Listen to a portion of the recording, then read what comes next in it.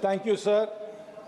At the outset, I'd like to congratulate the Finance Minister for presenting 9 consecutive budgets. It's not a mean feat, Balthakal. Especially it's commendable because she represents a party which draws its inspiration and its genesis from an all-male organization. In that background, Finance Minister, a lady from my state, presenting 9 budgets is remarkable. Meendum Valthukal. Sir, this budget is in the backdrop of the much touted trade deal. To my understanding, this trade deal is nothing but borrow the words of Winston Churchill, a riddle wrapped in a mystery and inside an enigma. I hope the Finance Minister, when she addresses the House, will shed some light into this trade deal. Whether India is obligated to buy $500 billion worth of goods from the United States? Are we allowed to buy oil from our long-standing friend Russia? Are we allowed to buy oil from Iran, with whom we have a long-standing relationship? Will these decisions be taken sovereignly in India, or will it be taken by the White House? Are we obligated to buy oil from the new colony of America, Venezuela? And most importantly, are we going to allow agricultural products of America into India in zero tariff? If so, what products? The Finance Minister must tell the House and the nation, because we are none the wiser from the statement of the Commerce Minister, because every time he comes and says, it's only, he points the finger at the foreign minister. The foreign minister is pointing the finger back to him, and the agriculture minister is completely absent. I hope the finance minister will, fill this gap and answer on behalf of her cabinet and all her colleagues on what this trade deal actually means. Sir, that if you look at the attendance here in the House, it's quite sparse. This is quite indicative of the mood about a budget. Budgets are losing relevance, sir. People are losing interest in budgets. And this is a reflection of that. And if members are not interested, it also means that their constituents are less interested. There is a reason for this, sir. Before I get into the specifics of this budget, I'd like to go down memory lane and recollect some of the landmark schemes our Honorable Finance Minister has announced in the last 9 years.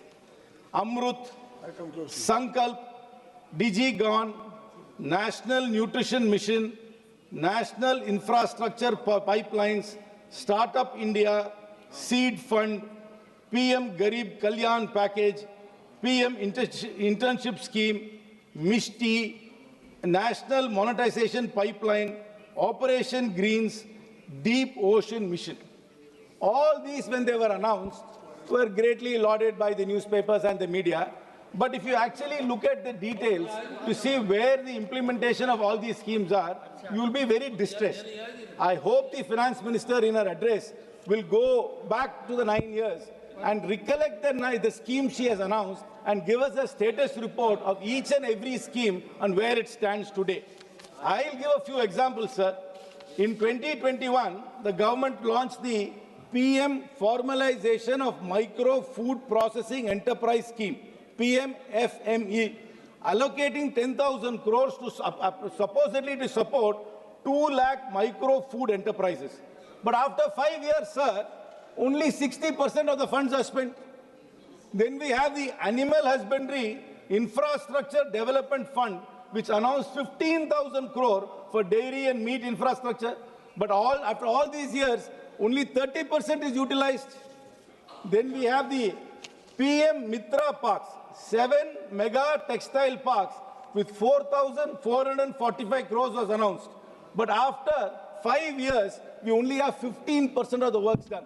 I hope our officers are taking notes and they will give us the status reports of all these schemes which they announced in such great fanfare before. And in the same budget, they announced the PM, sir, these are all tongue twisters, sir. Atan Nirbhar Swasth Bharat Yojana. தமிழ்ல ஏதாவது ஒரு 2-3 பேரை வைங்கம்மா. ஏன்னா வாயிலே நுழைய மாட்டேங்குது, எல்லாம் ஹிந்தியிலே வைக்கிற பேர்ல. ஏதாவது ஒரு பேரா தமிழ்ல வைங்க வரும்போது. நடக்குதோ நடக்கலையோ தமிழ்ல ஒரு பேர் வச்சிருங்க. 64,000 crores, 180 crores has been announced to strengthen healthcare. But only construction is going on in most of these places, including AIMS in Tamil Nadu, but there is no manpower in most of the places. There are no trained doctors, no trained nurses. So again, this is all bombastic announcements without actual implementation, anything on the ground. Then we have in 2020-23, they announced the PM Divine for the Northeast. 6,600 crores was allotted, but the fund utilization is not even 18% till date, sir. Then we have the Desh Stack e-portal. I mean, I don't even know what this portal does, which allotted 400 crores for skilling and job discovery. Failed dismally. The portal exists, but nobody trusts the portal. Then in 2023-24, through the Govardhan scheme, 10,000 crores was allocated for 500 compressed biogas plants, out of which only 40 have been operational till now. Sir, the target was 500. Then in the Amrit Dharohar scheme for conservation of 75 wetlands, 3,000 crores was allotted, but barely 10 pilot sites are there, sir. And in 24-25, they announced this great internship scheme. They said that 1 crore people will get internships. Actual offers are only about 15%.